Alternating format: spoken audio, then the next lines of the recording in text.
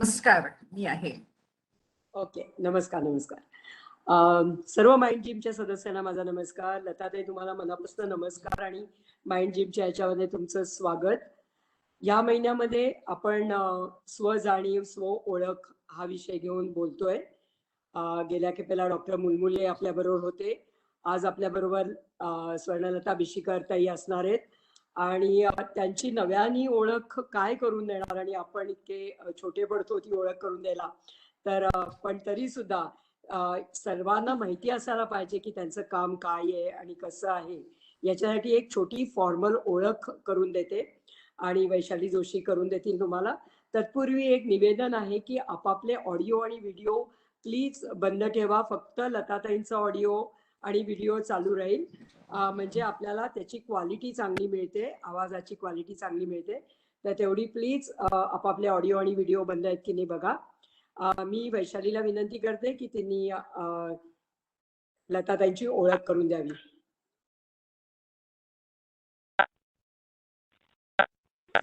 Hello, सगळ्यांना नमस्कार.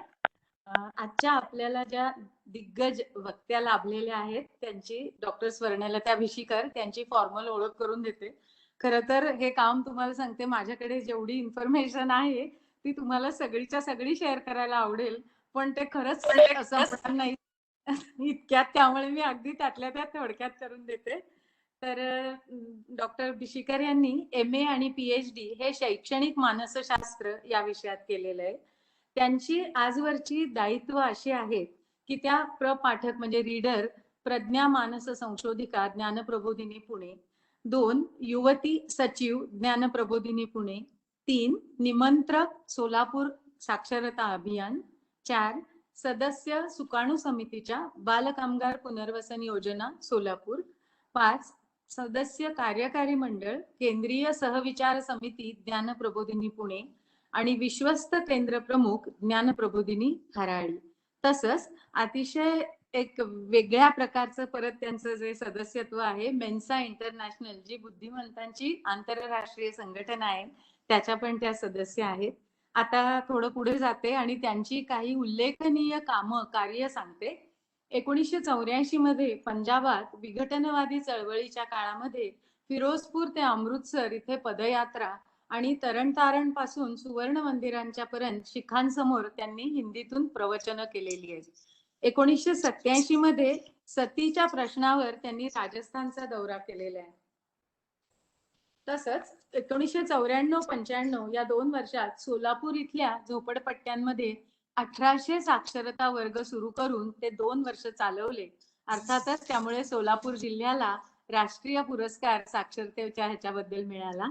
1996 पासून ऊस तोडकऱ्यांच्या मुलांसाठी ज्या साखर शाळा असतात त्यातल्या कुमठे येथील साखर शाळेला त्यांनी मार्गदर्शन केलं.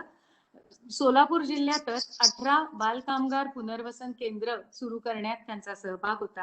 तसंच प्रबोधिनीतर्फे जे बालकामगार पुनर्वसन केंद्र होतं त्याचं त्यांनी नेतृत्व केलं. आता थोड्याशा परदेशातल्या त्यांच्या कामगिऱ्या सांगते. 1986 मध्ये US मध्ये इंडियाना युनिव्हर्सिटी ऑफ पेनिसिल्वानिया इथे त्या अतिथी व्याख्याता म्हणून त्या गेल्या होत्या. 1991 मध्ये 2 महिन्यांमध्ये US मधील 11 शहरांमध्ये मानसशास्त्र आणि अध्यात्म या विषयांवर व्याख्यानं आणि प्रवचनं केली. 2009 मध्ये पूर्ण 2 महिने त्यांनी 4 देश फिरले, US, कॅनडा, इंग्लंड आणि स्वित्झर्लंड. आणि अजून एक वेगळाच विषय, कृषी तंत्र निकेतनाचं सादरीकरण पण त्यांनी केलं. एकच मिनिट. मेसेज ऑफ उपनिषदास या आता त्यांचं थोडंसं लेखनाचं सांगते. मेसेज ऑफ उपनिषदास या 600 पानी ग्रंथाचा मराठीत अनुवाद केला. तसंच उपनिषदांचा संदेश या ग्रंथाची निर्मिती केली. प्रबोधिनीचे संचालक डॉक्टर पेंडसे यांचं चरित्र त्यांनी लिहिलं. श्री अरविंद यांच्या द सिक्रेट ऑफ वेदास याचा मराठी अनुवाद केला. तसंच स्वामी विवेकानंदांच्या विचारांचा मराठीत अनुवाद केला हिंदू तेजा जागरे. श्रीकृष्ण परमहंस आणि विवेकानंद यांची चरित्र त्यांनी लिहिली. याशिवाय इतरही बरंच ग्रंथलेखन आहे. बाकी काम सांगते. आकाशवाणीवर विवेकानंद आणि परमहंसांवर त्यांची व्याख्यानं होत आलेली आहेत. रोटरी, लायन्स क्लब यासारख्या संस्थांमध्ये त्यांनी विविध विषयांवर कार्यशाळा घेतलेल्या आहेत. दासबोध, ज्ञानेश्वरी, उपनिषदे यांच्यावर प्रवचने, ध्यान प्रक्रिया मार्गदर्शन हेही त्यांचं काम आहे. त्यांच्या एवढ्या भरीव आणि थोर कार्याबद्दल त्यांना अनेक पुरस्कार मिळाले. त्यातले 2 इथे नमूद करते. सप्टेंबर 2013 मध्ये महाराष्ट्र साहित्य परिषदेतर्फे त्यांना पुरस्कार मिळाला. तसंच ऑगस्ट 2015 मध्ये मातृमंदिर विश्वस्त संस्था निगडी तर्फे तपस्वी विद्वत पुरस्कार पण त्यांना लाभलेला आहे. तर अशा या थोर विदुषींचं मार्गदर्शन लाभायचा योग आज आपल्याला मिळतोय, हे खरं तर आपलं भाग्य आहे. तर माइंड जिम तर्फे परत एकदा मी डॉक्टर स्मरणलता भिशीकर यांचं खूप मनापासून स्वागत करते आणि त्यांनी आता आपल्याशी बोलावं अशी विनंती करते.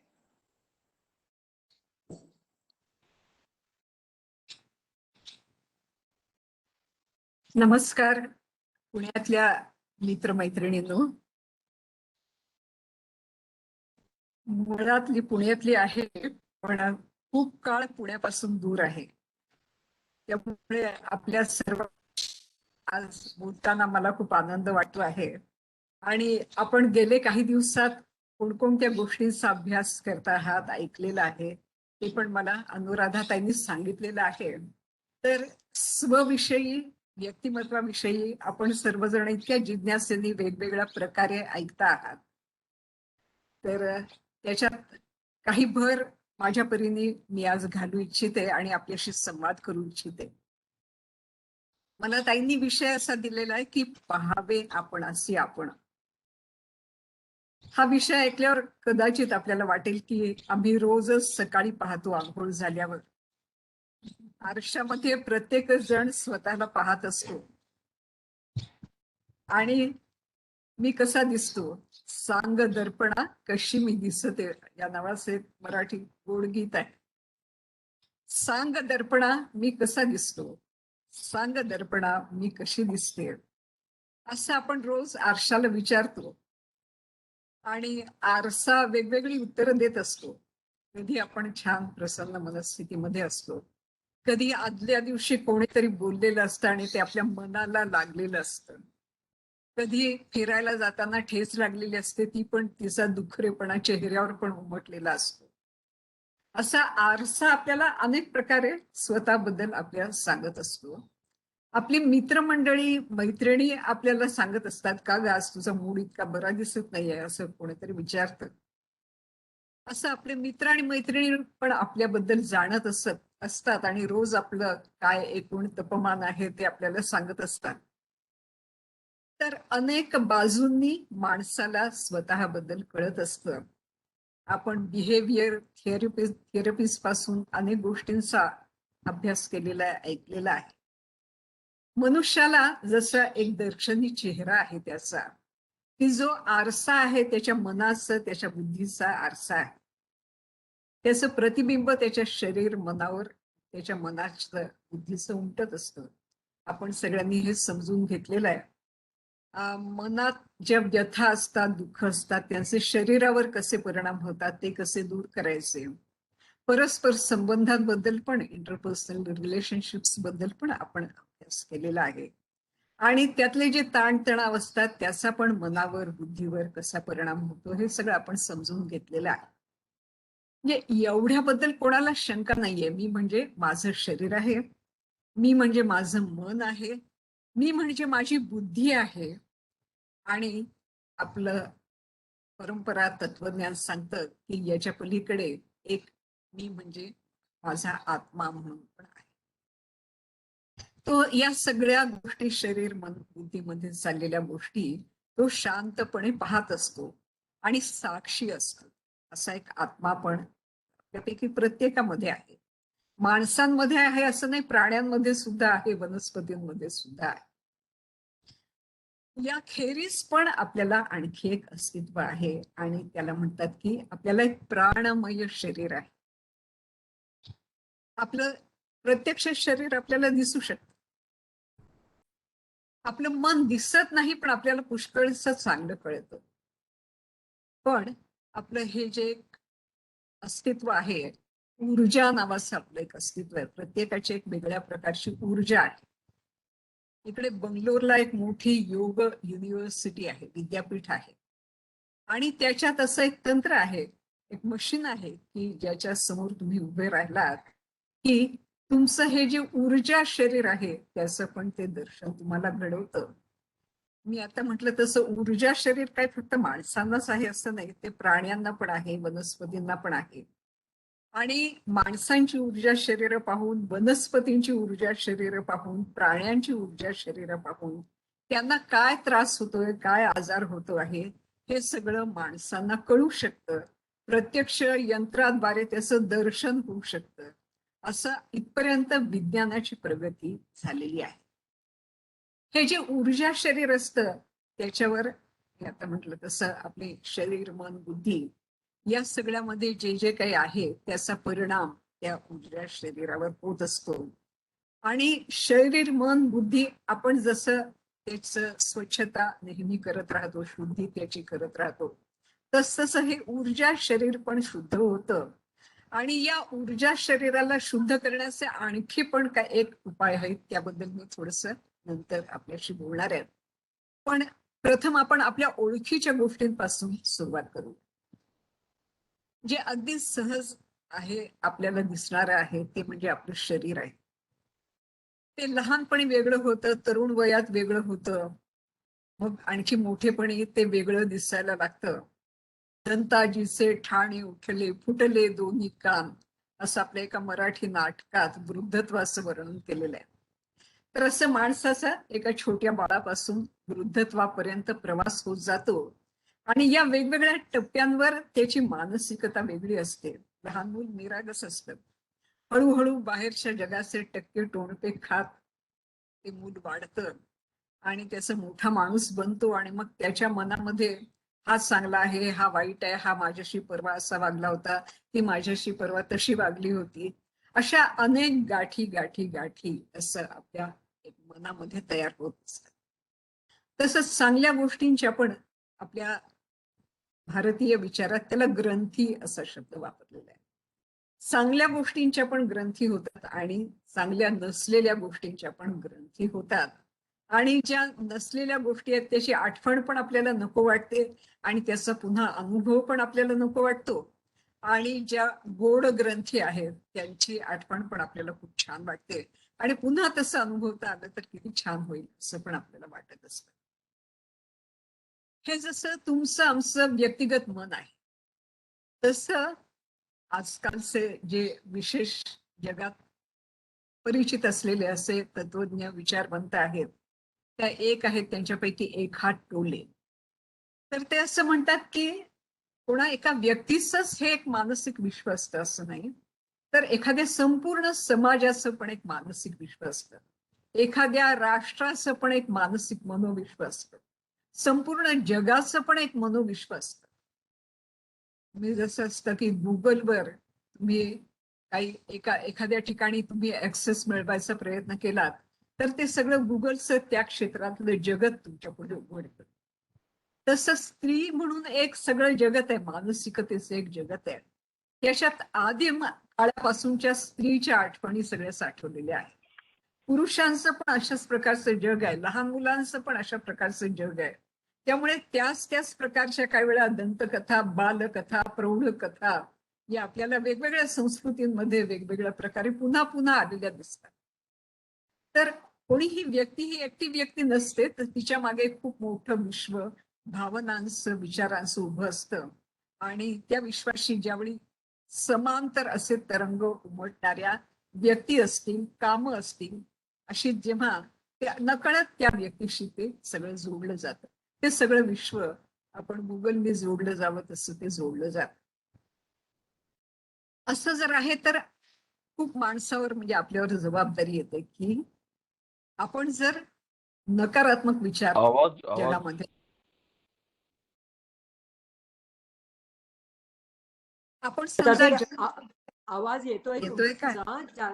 ज्यांना कोणाला येत नसेल आवाज तर त्यांच्या ह्याच्यामध्ये प्रॉब्लेम असेल, तर आवाज इथे छान येतोय, त्यांना कंटिन्यू करू द्या.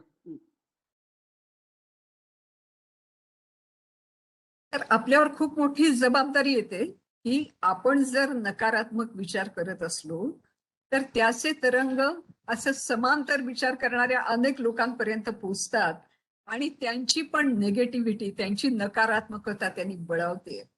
आणि उलट पक्षी आपण जर काही सकारात्मक विचार करत असलो, पॉझिटिव्ह विचार करत असलो, तर नकळत चुंबकासारख्या तशा प्रकारच्या व्यक्ती, तशा प्रकारची कामं ही आपल्याशी नकळत जोडली जात असतात. त्यामुळे मनुष्य हा म्हणतो की एखादा माणूस म्हणतो मी एकटा आहे किंवा मी एकटी आहे आणि माझ्यावर कोणाची जबाबदारी नाहीये. बिलकुल खरं नसतं ते. आपण सगळे एकमेकांशी अटळपणे जोडलेले आहोत. त्यामुळे आपल्यापैकी प्रत्येकाचं एक खूप मोठं कर्तव्य आहे की आपण मनाने पॉझिटिव्ह असणं, विधायक विचार करणं आणि त्यामुळे जगामध्ये विधायक विचार पसरवणं हे आपल्यापैकी प्रत्येकाचं कर्तव्य असतं. आम्ही जेव्हा मानसशास्त्राचा अभ्यास करत होतो त्याच्यात आम्हाला एक भयंकर कविता एका कवीची, आणि त्यांनी असं म्हटलेलं की in the slave market of my melancholy mind I mount the auction block to sell my self to the highest bidder of misery. एकदम धक्कादायक या कवीने लिहिलेली ही कविता आहे. जगामध्ये सगळं दुःखच दुःख आहे आणि ते गुलाम जसे विकायला उभे असतात तसं मी उभा आहे आणि कोणाला मी विकला जाणार तर जास्तीत जास्त दुःख ज्याला पाहिजे त्याला मी विकलं जाणार. वा वा, काय पण विचार. आणि आपल्या पूर्वजांनी कसा विचार केलेला आहे की सर्व दिशातून उत्तम उत्तम विचार आमच्याकडे येवो. सर्वेत्र सुखिनः सन्तु सर्वे सन्तु निरामयाः सर्वे भद्राणि पश्यन्तु मा कश्चित दुःख भाग भवेत्. हा आपल्या संस्कृतीने घालून दिलेला आपल्याला वळण आहे. सकाळी उठल्यावर आरशात पाहिल्यावर मी किती दुःखी आहे असं नका विचार करू. माझ्या आयुष्यातली गुन्स काय, मला काय काय चांगलं मिळालेलं आहे याचा विचार करा. मगाशी आपल्याला माझी ओळख करून देताना सांगितलं की मी बाल कामगारांच्या मध्ये काम केलेलं आहे. मी साक्षरता अभियानामध्ये काम केलेलं आहे. मी कितीतरी खरोखर माझे स्त्री शक्तीला प्रणाम आहेत की अशा बायका मी पाहिलेल्या आहेत की 9 महिने भरेपर्यंत मी काम करणार, मी साक्षरतेच्या वर्गात शिकवणार अशी उमेद धरणारी एक आशा गवळी नावाची आमची कार्यकर्ती होती. एक आमची अशी ताई होती की ती झोपडपट्टीत राहायची. एका नाल्याच्या पलीकडे तिचं घर होतं आणि महाराष्ट्राच्या मुख्य सचिव, शिक्षण सचिव तिचा वर्ग पाहायला आल्या. तिचा नवरा गटारा दारू पिऊन तिथेच लोळत होता, पण ती बहादर बाई ती शिकवत होती, 10 बायकांना शिकवत होती. त्यामुळे अत्यंत प्रतिकूल परिस्थिती. मी काय शिकले या सगळ्यातून, मी जे जे काही पाहिलंय बाल कामगारांच्या बाबत पण मी पाहिलेलं आहे. सोलापूरमध्ये 50,000 बायका रोज विड्या वळत असतात. रोज 2,000 किती 10,000 पर्यंत विड्या बायका वळतात आणि त्यांच्याबरोबर छोटी छोटी मुलं बसलेली असतात, ती पण विड्या वळत असतात. त्या तंबाखूचं त्यांच्या नाकात ओंडा जाऊन काय काय होत असतं, त्यांना आजार होत असतात, पण ती मजेत असतात, आनंदात असतात. तर आनंद हा खरं माणसाचा स्वभाव आहे. आपलं काम आहे की या छोट्या मुलांवर जे सावट आहे ते दूर केलं पाहिजे आणि त्यांना विकासाची संधी मिळवून दिली पाहिजे. माझा मुख्य मुद्दा आहे की खूप प्रतिकूल परिस्थिती. सावरकरांची काय परिस्थिती होती आठवा तुम्ही, कोलू फिरवत होते. भयानक परिस्थिती. कोणी नात्याचं ओळखीचं नाही, भाऊ असून दिसत नाही, सगळे जीवलग प्रियजन दूर राहिलेले आहेत आणि अतोनात अपरंपार कष्ट. आणि अशा काळात त्यांनी कमला यासारखं सुंदर काव्य त्यांनी लिहिलं. ती फार जबाबदार व्यक्ती होती. त्यांनी निगेटिव्ह विचार जगात फैलावले नाही. त्यांनी त्या कारावासात पण कमला नावाचं सुंदर काव्य, प्रेमकाव्य केलं. तर जी जबाबदार माणसं असतात ती स्वतःला सांगतात की होय तुला काहीतरी थोडं बरं आहे, नाहीये, ठीक आहे, पण तरी पण तू प्रसन्नच असलं पाहिजेस. तू जगाला प्रसन्नताच दिली पाहिजेस आणि तू पण स्वतःला आतून प्रसन्न केलं पाहिजेस. आणि त्याची जर युक्ती काही असेल तर पहावे आपण असे. आपण रोज स्वतःची धुलाई, रोज स्वतःची सफाई करायला पाहिजे. ती कशाने होते तर ती ध्यानाने होते, पण त्याच्याकडे मी थोडंसं नंतर येते. आता आपण पाहिलं की मनाला मालिन्य आणणाऱ्या कितीतरी गोष्टी असतात. बुद्धीला सुद्धा काही वेळा असं मलिनता येते असं वाटतं की एवढे प्रश्न आमच्या देशासमोर आहेत. आता करोनाची एवढी भयंकर लाट सगळ्या जगालाच गिळत चाललेली आहे. तर मग काय सगळं अंधारच अंधार आहे का सगळीकडे? काहीच का होणार नाहीये? काहीच चांगलं घडणार नाहीये का? तसं नाहीये. आपण कितीतरी स्वयंस्फूर्तीने काम करणारी तरुण मंडळं पाहतो आहोत. कोणी जाताना येताना एकमेकांना मदत करताना आपण पाहतो आहोत. आणि अशा वेळी अशी श्रद्धा आपली सगळ्यांची बळकट व्हायला पाहिजे की अवघे धरू सुपंथ, आम्ही सगळे मिळून या संकटातून पुढे जाऊन मार्ग काढू. असा विचार करायचा की सगळे मिळून समुद्रात जीव देऊ, असा विचार करायचा. तर मनुष्याने त्याला एक, मी विमलाजी ठकारांकडे पुष्कळ शिकले आणि ते असा शब्द वापरत असतात, असं की सेल्फ एज्युकेशन केलं पाहिजे. आपल्याला सर्वांना सेल्फ एज्युकेशन करण्याची कला यायला पाहिजे. शाळेत जाऊन शिक्षण होतं का? नाही पुरेसं. पुस्तकं वाचून शिक्षण होतं का? नाही पुरेसं होत. शहाण्या माणसांजवळ बसून शिक्षण होतं का? होतं, पुष्कळसं होतं. पण बाबा तूच तुझा दीप आहे. बुद्धाने सांगितलं की नाही, आत्मदीपो भव, तू तुझा खरा दिवा आहेस. तर आपण मानसिक आरोग्य, बौद्धिक आरोग्य, सामाजिक आरोग्य या सगळ्यासाठी आपण प्रत्येकाने आपला दिवा व्हायला पाहिजे आणि आपल्या सगळ्यांच्या दिव्यांची मिळून एक देशामध्ये मोठी दिवाळी व्हायला पाहिजे, प्रकाशाची. म्हणजे मग बुद्धाने सांगितलेलं आपल्याला कळलं. त्याच्यासाठी आता आपण पाहिलं की रोज मनाची सफाई आहे की सावध राहावं आपण, की मनाला निराशा देणारे विचार जर आले तर आपल्यापेक्षा फार प्रतिकूल परिस्थिती, मी आता सांगितलं की विडी पळणारे कामगार आहेत, बालकामगार आहेत, अत्यंत नवरा मारतो आहे, दारू पिऊन येतो, अशाही परिस्थितीत सामाजिक निरपेक्ष काम करणारे स्त्रिया आहेत. आपण त्यांच्याकडे पाहावं आणि त्यापेक्षा आपण फारच चांगल्या स्थितीत आहोत. आपल्याला कुरकुरायला खरं म्हणजे काही जागा नाही. जोपर्यंत पोटात आपल्या घास जातो आहे, जोपर्यंत आपल्याला करायला काम आहे, जोपर्यंत चार बरी माणसं आपल्या भोवताली आहेत, तोपर्यंत आपल्याला कुरकुर करायचा अधिकारच नाही आहे. प्रसन्नच राहिलं पाहिजे. तर रोज सकाळी शांत बसून काय जे जे काही आपल्या मनाचे जे चित्र असेल, शरीराचे चित्र असेल, एकदा पाहावं आणि म्हणावं ठीक आहे, फार वाईट नाहीये, ठीक आहे, हे पण उद्या चांगलं होणार आहे, असं म्हणावं. आणि असं म्हणत गेल्यानीच, असं करत गेल्यानीच आपण पाहतो ना, पंगुम लंघयते गिरिम, आपण अरुणिमा सिन्हांचं नाव ऐकलेलं आहे की पंगू आहेत पण त्या एव्हरेस्ट चढून जातात आणि आपल्याला थोडं 2 पावलं भोवताली चालायला पण कष्ट पडतात काही लोकांना आणि कुरकुर करतात आणि आळस करतात. तर पुष्कळसं आपल्या मनावर असतं आणि मनाने जर ठरवलं तर खरोखर पंगुम लंघयते गिरिम हे सुद्धा शक्य होतं. तर आपल्या मनाच्या शक्तीवर आपण विश्वास ठेवला पाहिजे आणि ती इतरांनी कशी आपल्या मनाची शक्ती वापरली आहे याचा पण आपण नीट अभ्यास केला पाहिजे. तर मग ते कणखर होईल, मन स्वच्छ होईल आणि शक्तिमान होईल. बुद्धीचं सुद्धा तसंच आहे की काही काही लोकांना वाटतं की अमुक एक व्यक्ती ही फार बुद्धिमान आहे. असं इंग्रजीत एक म्हण आहे की ज्याला आपण जिनियस म्हणतो, काय आहे ते, 99% जिनियसचा भाग म्हणजे कष्ट आहेत आणि 1% देवाचं देणं आहे. आणि ते 1% देवाचं देणं आपल्याला सगळ्यांना मिळालेलं आहे. पण 99% हे जे आहे श्रम आहेत, परिश्रम आहेत, ते खर्च करायची आपली शक्ती नसते. आमच्याकडचा एक मुलगा, एक शिक्षक सोलापूर जिल्ह्यातला रणजित नावाचा, तर त्यांनी तोच अगदी ज्याला आपण गाव पातळीवरचा असा शिक्षक होता, पण आज तो जगातल्या अनेक देशांमध्ये माहिती आहे. का? तर त्यांनी एक मोठं ध्येय आपल्या समोर ठेवलं की मी संगणक क्षेत्रातली उत्तमातली उत्तम कौशल्य ग्रामीण मुलींच्या पर्यंत पोहोचली, असं त्यांनी निश्चय केला. आणि $7 लाख त्याला पुरस्कार त्याच्याबद्दल मिळाला. तो त्यांनी स्वतः करता एकट्या करता ठेवला नाही, तो त्यांनी वाटून घेतला बाकीचे जे स्पर्धेमध्ये भाग घेणारे होते त्यांच्याबरोबर. अशी कितीतरी उदाहरणं आपल्या समाजात वृत्तपत्रात सुद्धा रोज येत असतात. गुड न्यूज पहा, बॅड न्यूज सगळीकडे भरपूर आहे, गुड न्यूज पहा. तर अशा प्रकारे जे अत्यंत प्रतिकूल परिस्थितीवर मात करून हे विधायक विचार करतात, यशस्वी होतात, मोठा पराक्रम करतात, असं जर पाहत राहिलो तर आपल्याला पण अशाच प्रकारे मातीतून वर उठण्याची इच्छा, अशी आपल्या मनामध्ये निर्माण होईल.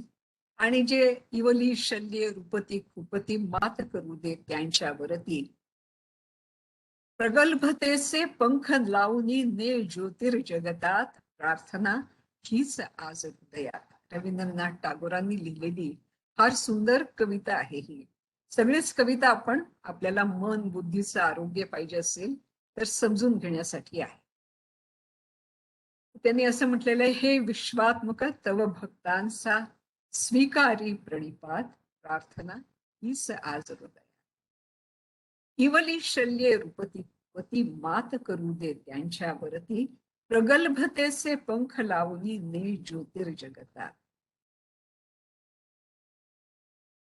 आर्तांना हृदयासी धरावे, श्रांतांसाठी छाया व्हावे, मात्र खलांच्या सत्ते पुढती जुळवत ना कधी हात प्रार्थना हीच आज हृदयात.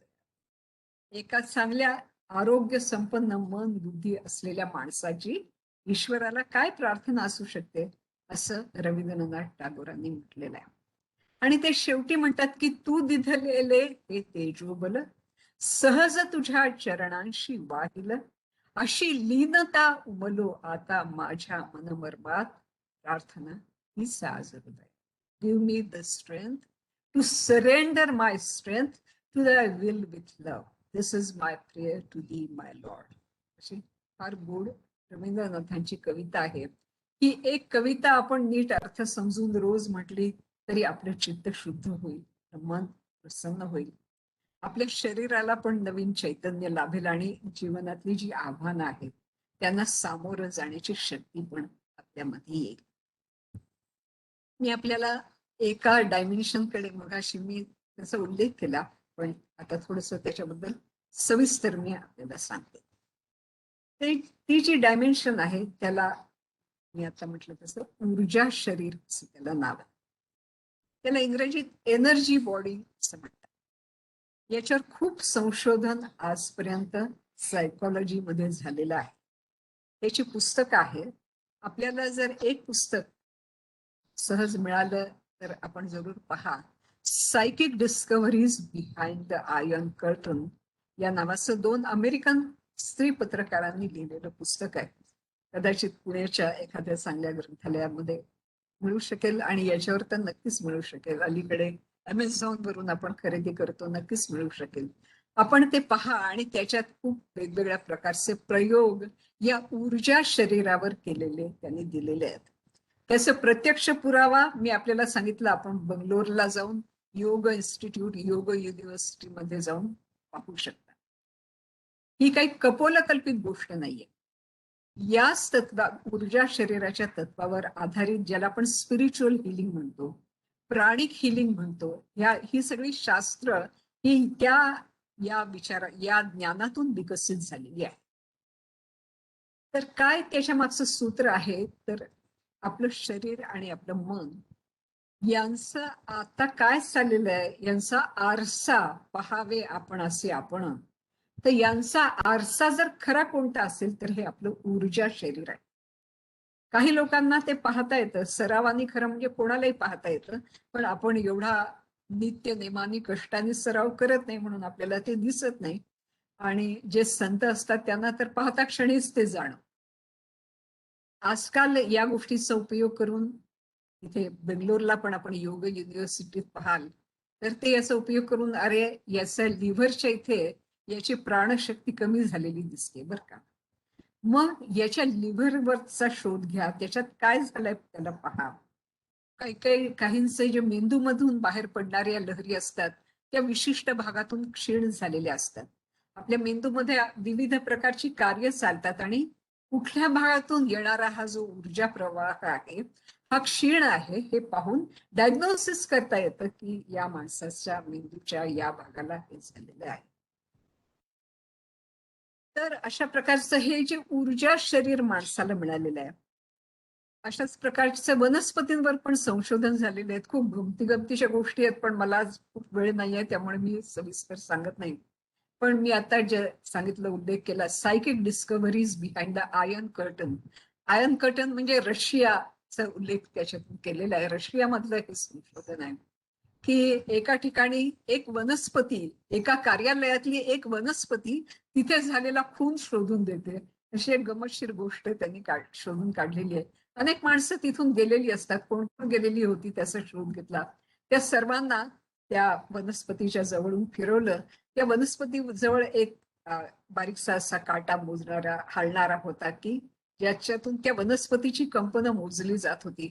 एक विशिष्ट व्यक्ती आली आणि ते एकदम खूप जोरात कंप पावायला लागली ती वनस्पती, आणि त्या व्यक्तीचा शोध घेतला तर ती खुनी होती. ती मी अगदी थोडक्यात सांगितलेली गोष्ट आहे. ती बरेच त्याला अजून बाकी गोष्टी आहेत, पण ही गोष्ट सुद्धा वनस्पती करू शकते. म्हणजे आपण विचार करा, आपल्या जगदीशचंद्र बसूंनी शोध लावलेला आहे की वनस्पतींना भावभावना असतात. कारण वनस्पतींना ऊर्जा शरीर असतात, जशी आपल्याला ऊर्जा शरीर असतात.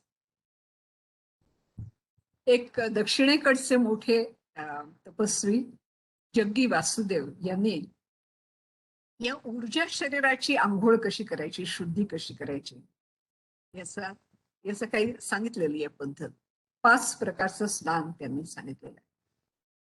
त्यांनी आपल्या ऊर्जा शरीराची शुद्धी होते, आणि ऊर्जा शरीराची शुद्धी झाल्यावर आपोआपच मन बुद्धी यांची सुद्धा शुद्धी होते, शरीराची पण शुद्धी होते. आपण पाहिलं तसं दोन्ही बाजूनी परिणाम आहे. शरीरात अशुद्धी असेल तर ते ऊर्जा शरीरावर दिसेल, आणि ऊर्जा शरीराची शुद्धी केली तर ती शुद्धी आपल्या शरीराच्या अवयवांपर्यंत पोहोचेल. असं हे दुहेरी नातं आहे.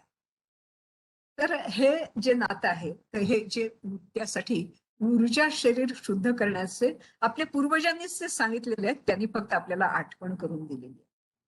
तर विशेषतः आपण निसर्गोपचार नावाचं, उरळीला आपल्या इथे निसर्गोपचार केंद्र आहे, तिथे याच्यावर पुष्कळ काम चालतं. कसं काम चालतं तर ती 5 तत्व आहेत मनुष्याच्या. आपल्या शरीरात पण ती आहेत. जे पिंडी आहे ते ब्रह्मांडी आहे. सगळी जगात पण 5 तत्व आहेत. एक साधं तत्व म्हणजे आपण ज्याला पृथ्वी तत्व किंवा, ऐकू येत आहे? काही प्रश्न काय? ऐकू येत नाही? ऐकू येत नाहीये? ऐकू येतंय व्यवस्थित. हा, व्यवस्थित ऐकू येत आहे. Problem ज्यांना नाहीये, येत तुम्ही नाही बोला. आमच्याकडे व्यवस्थित येत आहे. खूप चांगलं ऐकू येतंय. छान ऐकू येत आहे. ओके, इतरांनी प्लीज डिस्टर्ब करू नका.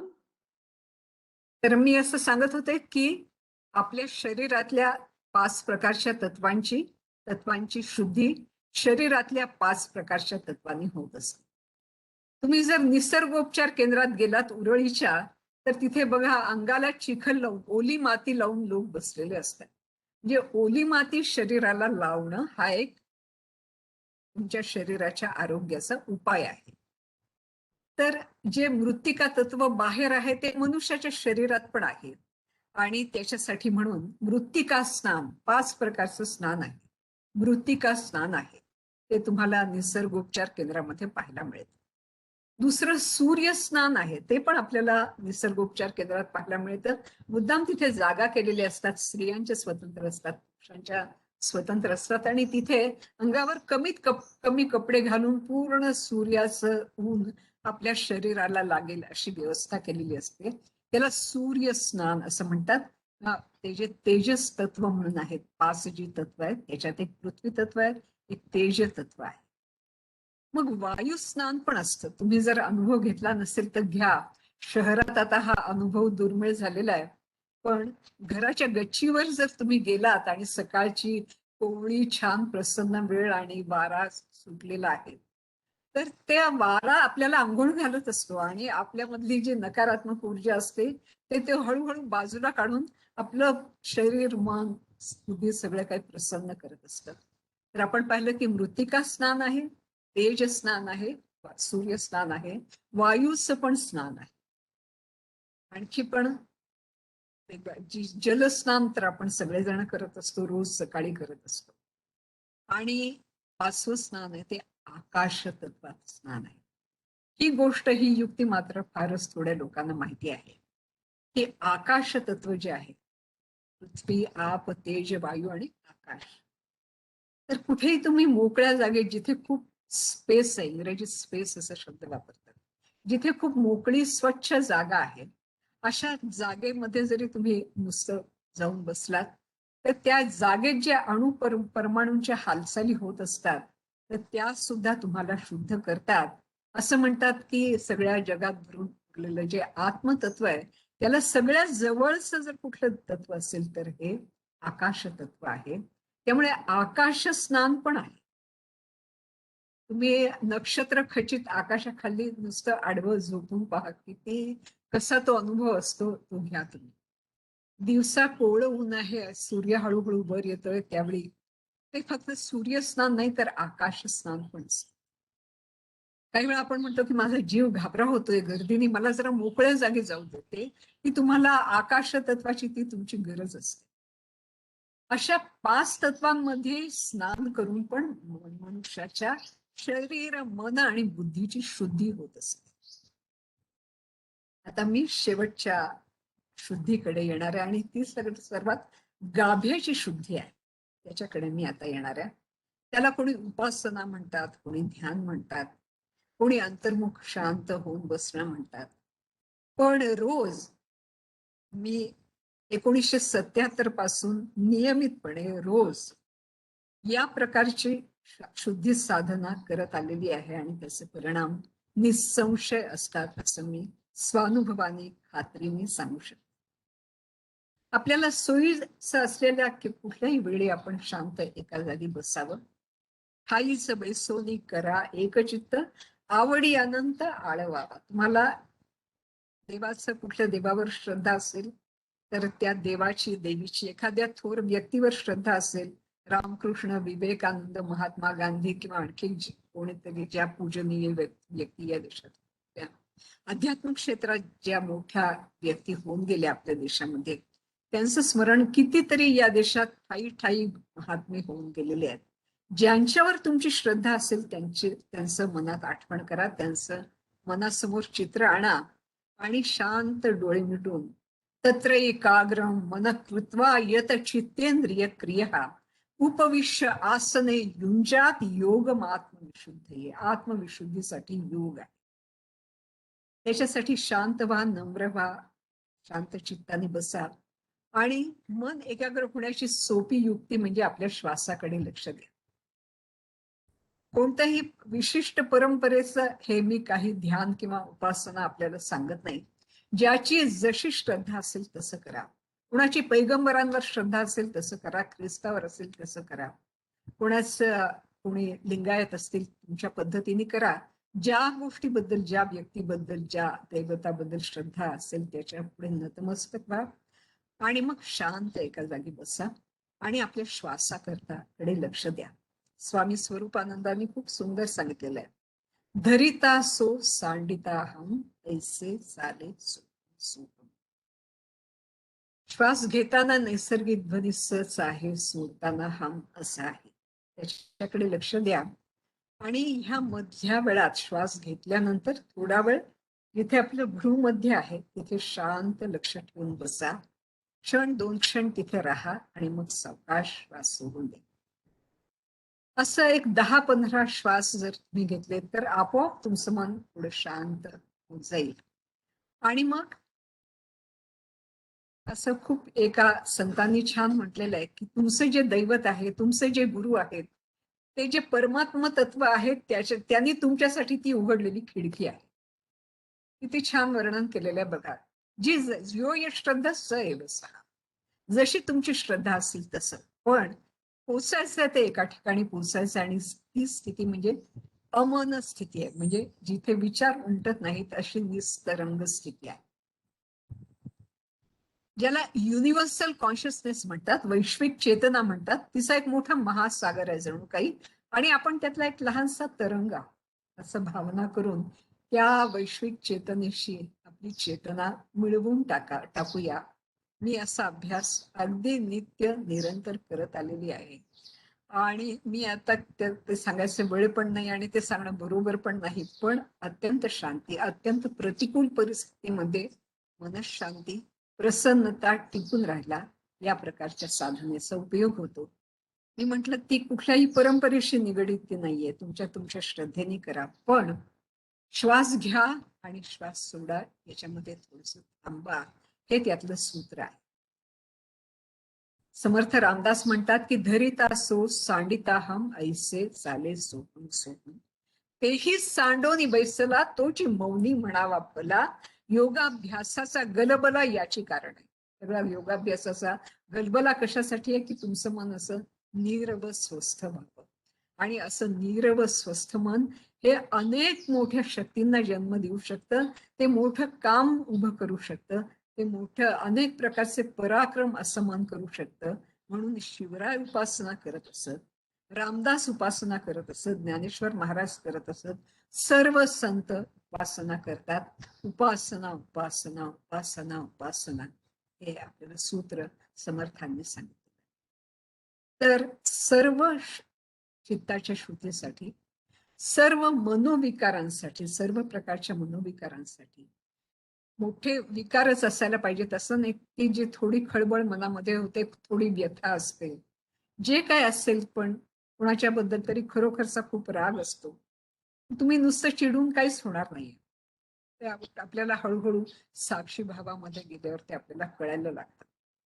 तर अशा प्रकारचं एक स्थिरता मनाची, प्रसन्नता, शांती, आपल्या पुढे जगात जी जी काही आव्हानं उभी राहिलेली आहेत त्या आव्हानांच्या डोक्यावर पाय देऊन उभं राहील अशा प्रकारचे जयिष्णुता, धैर्य, हे सगळं या साधनेतून मिळत असतं. आणि जो करेल त्याला त्याचा अनुभव आल्यापासून राहणार नाही. तर आपण पहावे आपणासे आपण, रोज सकाळी उठून शांत डोळे मिटून हे जे पाहणं आहे ते डोळे मिटूनच करावं लागतं. हे डोळे उघडून ठेवून करता येत नाही. तर आपण सर्वजण, आपल्यापैकी अनेक जण करत असतील असं मला वाटतं, विश्वास आहे. पण करत नसतील त्यांनी हे करून पहा. स्वतःच्या विचारांचे साक्षी होऊन शांतपणे सकाळी डोळे मिटून थोडा वेळ बसलं, 10 मिनिटं 20 मिनिटं, अशाने जर आपण दिवसाची सुरुवात केली तर दिवसभरातला प्रत्येक मनाचा व्यवहार, प्रत्येक बुद्धीचा व्यवहार, प्रत्येक शरीराचा व्यवहार हा तुम्हाला कल्याणकारी आणि जगाला कल्याणकारी होईल असं मला विश्वास वाटतो. आणि मला वाटतं मी मला जे काही सांगायचं होतं ते पूर्ण करते आणि आपल्या सर्वांच्या प्रश्नांचं मनापासून स्वागत आहे.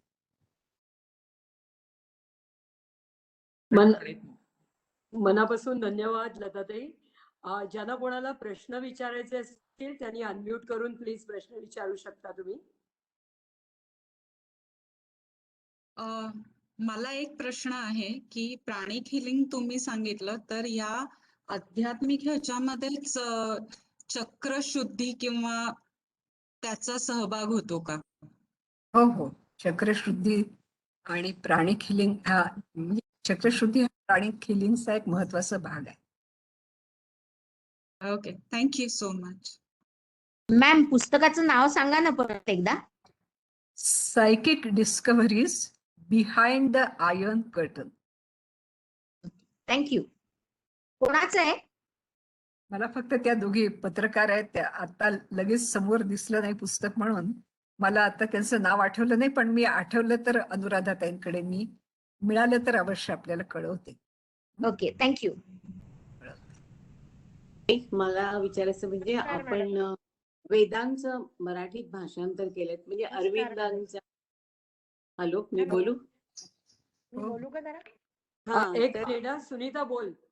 एक मिनिट, सुनीता बोल. मी भक्ती बोलतेय. भक्ती बोल मग.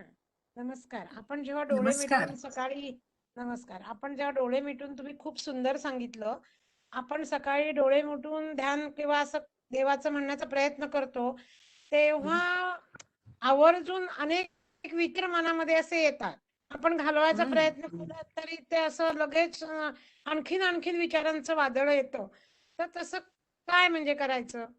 हो ताई, तुम्ही म्हणाला ते अगदी खरं आहे. हे असं प्रारंभीच्या काळामध्ये होतं आणि काही वेळ तुमची साधना स्थिर झालेली असली तरी एखादं वादळ तुम्हाला येऊन हलवू शकतं. असं काही हलवू शकणार नाही असं नाही, पण अगदी लहान मोठ्या गोष्टी आपण त्यांच्याशी झगडू नये हे पहिलं महत्वाचं तत्व. तुम्ही साधनेला बसलात आणि तुम्ही थोडं श्वासावर लक्ष स्थिर करताय आणि कोणता तरी एक जोरदार विचार नकारात्मक आला तुम्हाला, तर त्याच्याशी भांडू नका. फक्त त्याच्याकडे साक्षी होऊन पहा. Be a witness. कृष्णमूर्ती म्हणायचं, बी अ चॉईसलेस विटनेस. तर साक्षी आपण विचार घालवण्याचा पाहायला लागतो. प्रयत्न केला तरी तो जात नाही पटकन. हो, एकदम जाणार नाही. त्या खूप हा सगळा गेम ऑफ पेशन्स आहे. याला खूप खूप म्हणून एक सुंदर कबीराने म्हटलेलं आहे की साहिब मिले सबुरी मिले. सबुरी ठेवा, जरा पेशन्स ठेवा. काही ओके. लोकांना पेशन्स ठेवायला लागेल, पण ओके. पण आपण जेवढा साक्षीभाव वाढवू तेवढ्या या गोष्टींचा जोर हळूहळू कमी होतो. Okay. Thank you so much. Thank you. धन्यवाद. मी बोलू शकते का? हो. मी शोभना देवधर. ताई, असं विचारायचंय मला की आपण अरविंदांचं जे पुस्तक आहे वेदावर, त्याचं हो. भाषण मराठीत केलंय, तर मला त्याचं नाव कळेल का? मला ते पुस्तक वाचायची इच्छा आहे. त्याचं नाव आहे की the secret of the Veda. आणि मी जो अनुवाद केलेला आहे तो आता प्रक्रियेत आहे, म्हणजे तो आता मुद्रणालयात आहे. तो जो मराठी अनुवाद मी केलेला आहे ना, हो. तो पण जवळजवळ 600 पानांचं ते पुस्तक आहे. आणि तो आता त्याचं प्रकाशन अरविंदाश्रमात चाललेलं आहे. आणि ते केल्यानंतर मग आपल्याला तो पाहायला मिळू शकेल. बर. हा, मी तिथे गेले ते तेव्हा कळलं होतं की लिखाण सुरू आहे. आणि दुसरं मला विचारायचं होतं, म्हणजे सांगायचं होतं, आपण आता जे ऊर्जा शरीराचं सांगितलं, तर ते आपल्या महाराष्ट्रात ठाण्याला डॉक्टर अनूप देव हे काम करतात. म्हणजे ऊर्जा शरीराचं मॅपिंग ते करतात आणि त्याप्रमाणे डॉक्टर्स त्याप्रमाणे डायग्नोज करतात आणि ते ऊर्जा शरीराचं मॅपिंग करायला शिकवतात सुद्धा. बर. आणि फार चांगलं शास्त्र आहे, खरं म्हणजे खरंच आहे. आणि त्यांची भेट झाली होती, त्यामुळे मला प्रत्यक्ष त्यांच्याकडनं बरेच काही गप्पा ऐकायला मिळाल्या. आपण सांगितल्यावर त्याची मला आठवण झाली. काही लोक महाराष्ट्रात पण हे आहेत, चांगले काम करणारे लोक आहेत. आपलं काम तर खूपच मोठं आहे. धन्यवाद.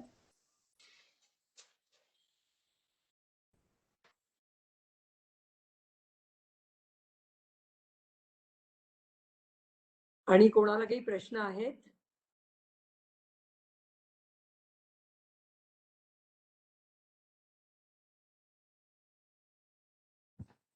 नमस्कार. आता जर वेळ आहे तर तुम्ही थोडंसं प्राणिक हिलिंग विषयी सांगू शकाल का? तर मी प्राणिक हिलिंगचं प्राथमिक शिक्षण घेतलेलं आहे, म्हणजे त्याचे जे तज्ज्ञ लोक असतात त्यांच्याकडे जाऊन घेतलेलं आहे. पण माझा असा अनुभव आहे की साधना करता करता आपोआपच, म्हणजे एखादी व्यक्ती दिसली की तिचं प्राणशरीर काय प्रकारच्या स्थितीत आहे हे काही काळ साधना केल्यानंतर आपोआपच कळायला लागतं. म्हणजे हा काही चमत्कार वगैरे नाहीये, आपोआपच ते तुमची संवेदना अशा प्रकारे तयार होते की कोणी व्यक्ती समोर आली तर तिचं प्राणशरीर आता कसं आहे त्याचा काही अंदाज येतो. ते शास्त्र म्हणून खूपच विकसित आहे आणि त्याचे अनेक ठिकाणी खूप मोठी केंद्र पण आहेत. मुंबईमध्ये आहेत, म्हणजे रेकी आपण म्हणतो ना, रेकी तुम्हाला माहिती असेल तर रेकी दुसरं तिसरं काही नाही, ऊर्जा शरीरा संबंधितच ते शास्त्र आहे. पण असे अनेक लोक मला माहिती आहेत की जे पुण्यात सुद्धा प्राणिक हिलिंग शिकवणारे असे वर्ग आहेत, होत असतात. आणि तिथे जाऊन आपण त्याचं प्रशिक्षण घेऊ शकतो. आणि हे काही कोणा एका व्यक्तीलाच ती गवसणारी गोष्ट नाहीये. जो कोणी नीट अभ्यास करेल हे शास्त्र आहे, रिसर्च शास्त्र आहे आणि त्याला ते अनुभवाला आल्याशिवाय राहणार नाही. आणि काही कालाने त्यातलं आणखी पुढचं शिक्षण घेतल्यावर इतरांना मदत करायलाही तो मनुष्य योग्य होतो. पुण्यात आपण जर पाहिलं, गुगलवरून जरी पाहिलं, प्राणिक हिलिंग सेंटर्स अनेक तुम्हाला भेटू शकतील. पण मी या प्रकारच्या ध्यानाने असं आपोआपच ती संवेदना जागी होते आणि काही वेळा अशा व्यक्तींच्या अस्तित्वाने पण इतरांना बरं वाटतं, आपोआप हिलिंग होतं असे.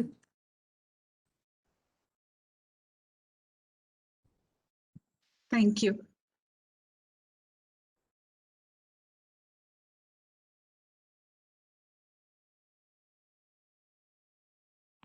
कोणाला काही प्रश्न आहेत? दिसत नाहीये. लताताई, मनापासनं धन्यवाद. माइंड जिम वर तुम्ही आलात आणि इतका तुमचा व्यस्त खरं कामामध्ये व्यस्त असताना सुद्धा आम्हाला वेळ दिला, त्याबद्दल मनापासनं धन्यवाद. आत्ता जे काही लताताईंनी सांगितलं त्यातला एक छोटासा भाग म्हणजे त्यातला एक गोषवारा सांगण्याचा प्रयत्न करते. माझ्या कुवतीनुसार ते सांगण्याचा प्रयत्न करते, कारण आपण बरेचदा ऐकतो आणि लगेच विसरलं जातं. तर त्याचा एक थोडासा एक काय म्हणतो त्याला जिस्ट मी सांगण्याचा प्रयत्न करते. लताताई असं म्हणाल्या की मी म्हणजे कोण, तर मन, शरीर व बुद्धी आणि आत्मा याचं मिळून मी झालेला आहे. आत्मा आपला हा सगळा व्यवहार बघत असतो, साक्षी भावांनी तो बघत असतो. तसंच एक प्राणमय शरीर पण आपल्यामध्ये आहे, जे ऊर्जा शरीर आहे. जसं आपलं आपण शरीर आणि मन नीट ठेवायचा प्रयत्न करतो, तसं ऊर्जा शरीर पण स्वच्छ किंवा शुद्ध ठेवायचा प्रयत्न केला पाहिजे.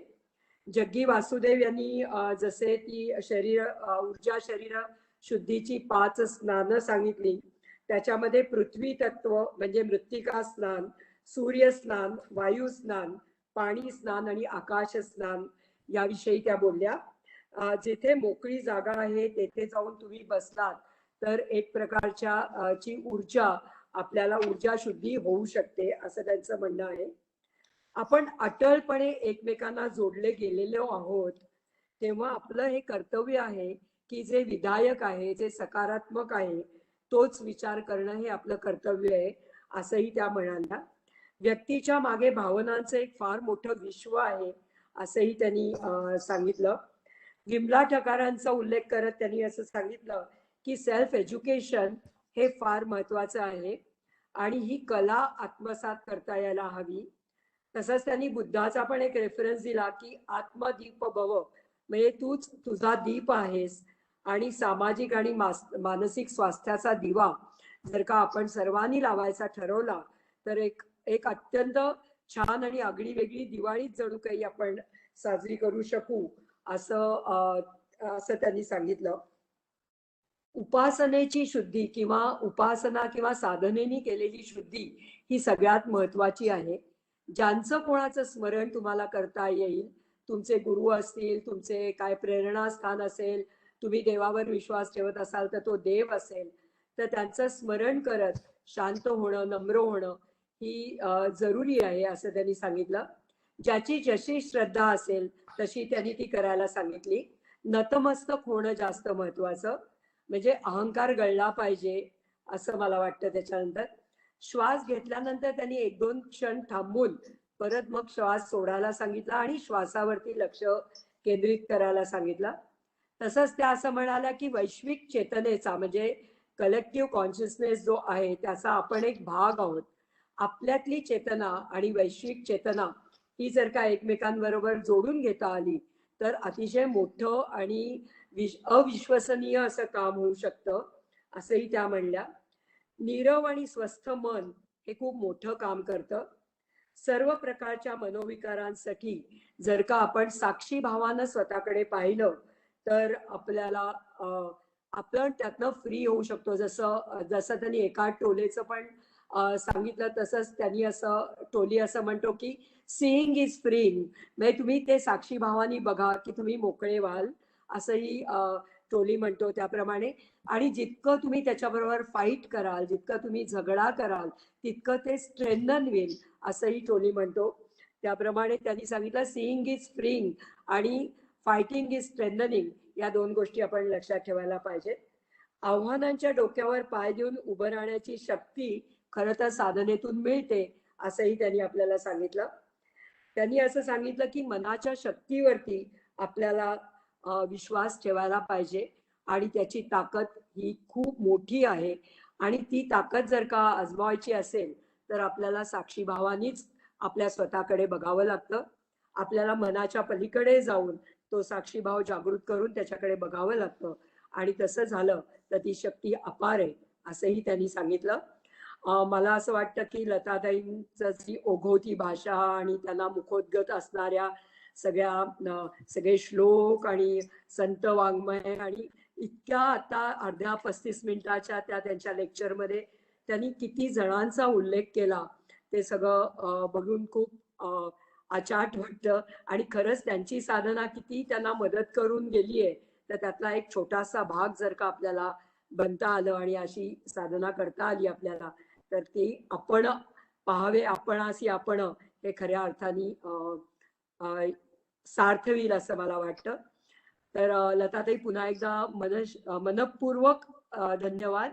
आणि जमेल तर जरूर भेटूया आणि आवडेल तुमचा हराळी प्रकल्प बघायला यायला तर जरूर सर्वांचं भेटूया. स्वागत आहे, सर्वांना निमंत्रण आहे. मनापासून धन्यवाद. आणि सर्व माइंड जिमच्या सदस्यांना पण धन्यवाद. पुढल्या शनिवारी पुढचा अजून एक नवीन कार्यक्रम नवीन वाक्या घेऊन आपण भेटणार आहोत. तर सगळ्यांना मनापासून धन्यवाद. थँक्यू.